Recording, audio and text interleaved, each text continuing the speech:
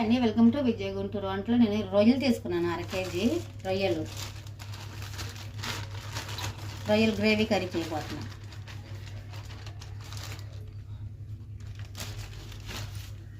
దీంట్లో ఉప్పు వేసుకొని నీట్గా కడుక్కోవాలి. శుభ్రంగా కొంచెం ఉప్పు వేసుకొని నీట్గా కడుక్కుంటే మన నీసు వాసన అనేది రాదు.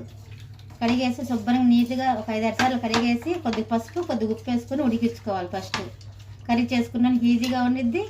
చూసారా, ఈ సముద్ర రొయ్యలు అనమాట. ఇది పెంచిందైతే చెరువు రొయ్యలు అయితే కాదు, సముద్రం. చూసారుగా, అంటే 1 కేజీ తీసుకుంటే 1/2 కేజీ వచ్చిందనమాట మొలిస్తే. ఇలాగా పెద్ద పెద్ద సైజు కదా, బాగుండిద్ది కర్రీ, బాగుండిద్ది చపాతీలోకి, రోటీలోకి, రైస్లోకి బాగుండిద్ది అనమాట.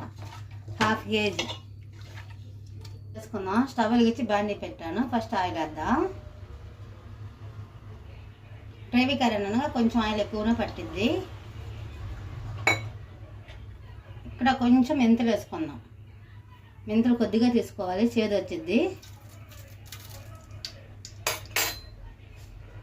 అలాగా ఒక బిర్యానీ ఆకు తుంచుకొని వేసుకోవాలి.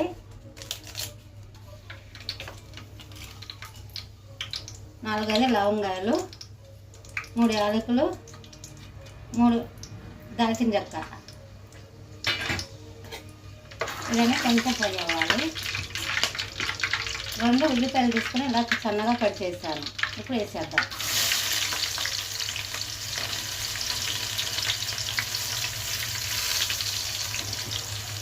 ఉల్లిపాయలు కాస్త మగ్గాలి. ఉల్లిపాయలు కూడా ఇలా మగ్గింది కదా, ఇలా మగ్గితే సరిపోతుంది. ఇప్పుడు టమాటా ముక్కలు వేసేద్దాం. టమాటాలు కూడా సాఫ్ట్గా మగ్గాలి. అప్పుడే గ్రేవీ కర్రీకి బాగుంటుంది అన్నమాట. సింపుల్గా చేసుకోవచ్చు, తొందరగా అయిపోయింది. రొయ్యలు శుభ్రం చేసుకొని ఉడికించుకొని పక్కన పెట్టేసుకొని ఇలాగా చేసుకుంటే తొందరగా అయిపోయింది. టమాటాలు కూడా కాస్త మగ్గాలి. టమాటాలు కూడా కాస్త మగ్గిందిగా అల్లం పేస్ట్ 1 స్పూన్ దాకా వేసుకోవాలి. రొయ్యలు ఉడికించుకునేటప్పుడు కొద్దిగా పసుకొని ఉప్పు వేసుకొని ఉడికించుకున్నాను. ఇప్పుడు సరిపడినంత ఉప్పు వేసుకోవాలి. గ్రేవీకి సరిపడినంత ఉప్పు వేసుకున్నాను. ఒకసారి కలుపుదాం.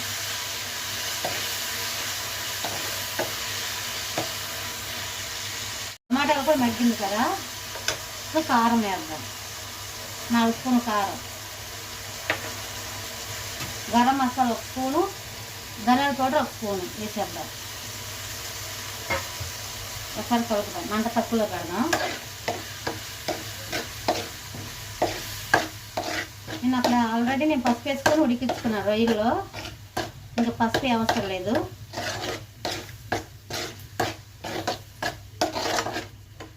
కలిపాను కదా, ఇప్పుడు రొయ్యలు వేసేద్దాం. ఉడికించుకున్నాను ఇలాగ ఉడికించేసుకున్నాను. ఇప్పుడు రొయ్యలు వేసేద్దాం.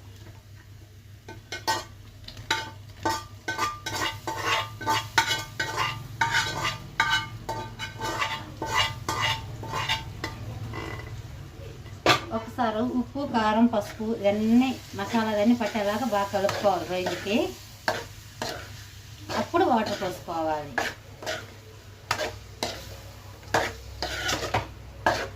కలిపాను కదా, 1 నిమిషం దాకా అలా వదిలేసి తర్వాత వాటర్ పోద్దాం. సరిపోయినంత వాటరు. మా బ్యాగ్ తినరు అనమాట, వాళ్ళకి చికెన్ వండిపోతున్నాను. పిల్లలు తినరు రొయ్యలు. అలాగా వదిలేసి 1 నిమిషం దాకా అటు వదిలేద్దాము. తర్వాత సరిపడినంత వాటర్ వేద్దాం. 1 నిమిషం అయింది. ఆయిల్ అన్ని పైకి తెగింది చూడండి.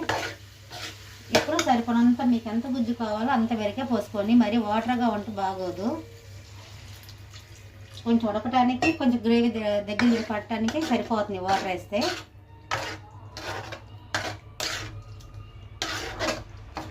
బాగా కలిపేసి ఇప్పుడు పచ్చిమిర్చి 3 పచ్చిమిర్చి 3 వేస్తున్నాను. కరివేపాకు కూడా 2 రెబ్బలు.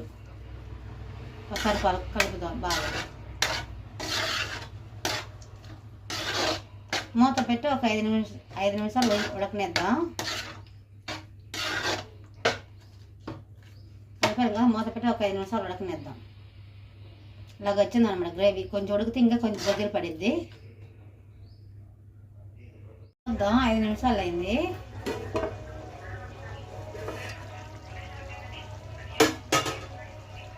కూర కూడా దగ్గర పడింది కదా.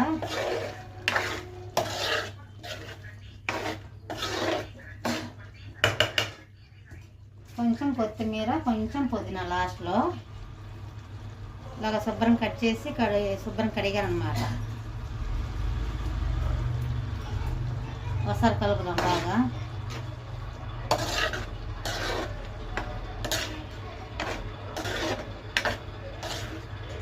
కలిపాను కదా, స్టవ్ ఆఫ్ చేస్తున్నాం.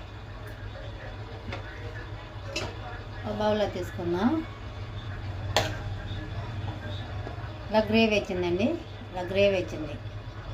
చపాతీలోకి, పులకలోకి, రైస్లోకి చాలా బాగుండిద్ది, టేస్టీగా ఉండిద్ది. మీరు కూడా కంపల్సరీ ట్రై చేయండి.